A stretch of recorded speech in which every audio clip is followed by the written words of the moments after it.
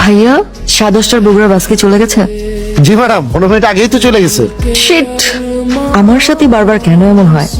আপনার সাথে বারবার এমন হয় না, আপনি নিজে লেট করেন। আমাকে কিছু বললেন? না ম্যাডাম, কিছু বলেনি। পরের গাড়ি কয়টায়? 1 ঘন্টা পরে।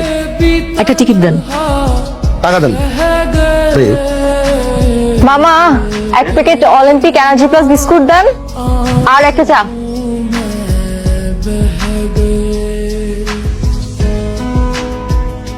হ্যাঁ, ইন্টার শেষ হওয়ার সময় পেল না। এখন আমি তনির সাথে কিভাবে যোগাযোগ করবো? এটা দিয়ে ফোনটা চার্জ দিয়ে ফেলুন। ইটস ওকে, লাগবে না। যেমন আপনার ইচ্ছা। আচ্ছা, আপনার পাওয়ার ব্যাংক আমি ইউজ করলে আপনার কোনো প্রবলেম হবে না তো?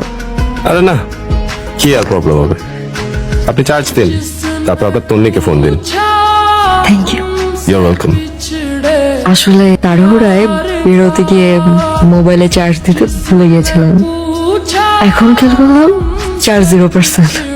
এমনটা হয়, সুন্দরী মেয়েদের সাথে এরকম প্রায় হয়। আপনি কিন্তু আমার সাথে ফ্লার্ট করছেন। মোটেই না, যদি করেও থাকে সিচুয়েশনটা হালকা করার জন্য করছি। এই যে আপনি এখন একটু ইজি ফিল করছেন। বাই দ্য ওয়ে, আমি রিজওয়ানা ইসলাম রিদিতা। Nice name. সকাল 11:30টার বগুড়া যাত্রীরা বাসে ওঠেন। সবাই যার যার টিকিট এবং লাগেজ টোকেন হাতে রাখবেন। এই মা, এদিকে এসো। জি ম্যাডাম, বলুন।